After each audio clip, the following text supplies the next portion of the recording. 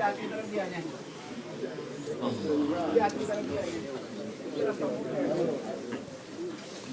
لله الذي ليس كمثله شيء وهو السميع البصير المتعالي عن الشريك والشبيه والبديل والنذير وأشهد أن لا إله إلا الله وحده لا شريك له وأشهد أن سيدنا ومولانا محمدا عبده ورسوله أرسله بالحق بشيرا ونذيرا وداعيا إلى الله بإذنه وسراجا منيرا صلى الله تعالى عليه وعلى آله وعلى أصحابه وبارك وسلم تسليما كثيرا كثيرا أما بعد أعوذ بالله من الشيطان الرجيم بسم الله الرحمن الرحيم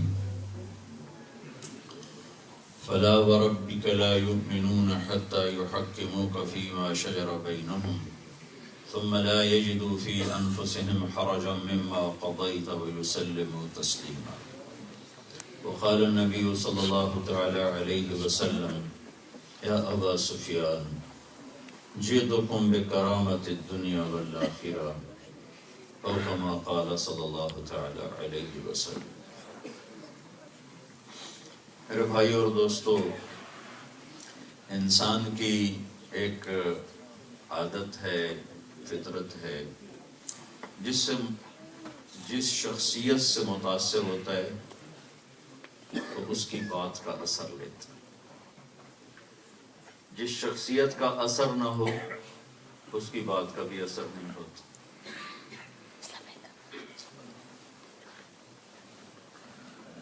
ایک واقعہ آپ کو سناتا ہوں تاکہ میری بات واضح ہو۔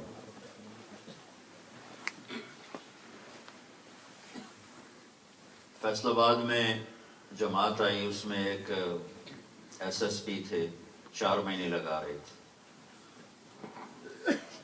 تو فیصل آباد کا جو ایس ایس پی تھا اس وقت وہ میرا اسکول کا دوست تھا، ہم اکٹھے پڑھے تھے، 1 سال مجھ سے پیچھے تھا۔ میں نے اس سے کہا کہ چلو اس سے ملاقات کرتے ہیں۔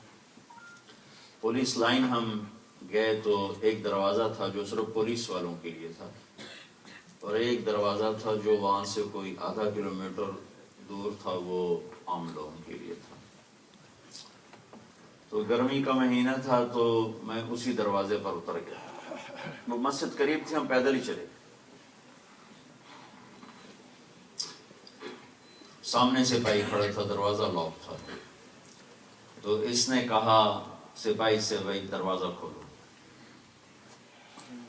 اس نے دیکھا 2 داڑھی والے، دونوں کے سر پر ٹوپی ہے۔ اب اس کے ماتھے پہ تو نہیں لکھا کہ S S P Abdul Khaliq, لہذا اس نے دونوں کو، ایک صوفی صاحب جانا یا مولوی صاحب جانا، تو اس نے بڑی بے نیازی سے کہا اتوں آؤ، یعنی وہ جو دوسرا راستہ۔ تو عبد الخالق صاحب نے پھر اس کی محنت کی، بھائی تیری بڑی مہربانی، دروازہ کھول دے۔ وہ کہنے لگا صوفی صاحب تسی سنینے میں کیا کرے ہیں، اتوں آؤ۔ اور وہ ایسے ہی کھڑا ہوتا۔ پھر اس نے اس کی محنت کی، بھائی تیری مہربانی، گرمی ہے، وہ دروازہ دور ہے، یہی کھول دے۔ کہنے لگا صوفی صاحب تسی سنیا نہیں، اتوں آؤ۔ میرے کو تو چابی کوئی نہیں، لاک تھا۔ پھر اس نے مجبوراً کہا کہ بھائی میں S S P Abdul Khaliq. اس بات سے پہلے وہ اس سے متاثر نہیں تھا اور کہہ رہا تھا اتوں آؤ، ٹھیک ہے۔